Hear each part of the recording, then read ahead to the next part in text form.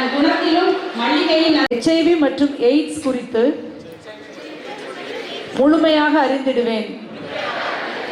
அறிந்ததை என் குடும்பத்திலுள்ள அனைவருக்கும் தெரிவித்திடுவேன். புதிய HIV AIDS தொற்று இல்லாத குடும்பம் மற்றும் சமூகத்தை உருவாக்க பாடுபடுவேன். HIV மற்றும் எய்ட்ஸ் தொற்றுள்ளோரை அரவணைப்பேன். அவர்களுக்கு சம உரிமை அளிப்பேன்.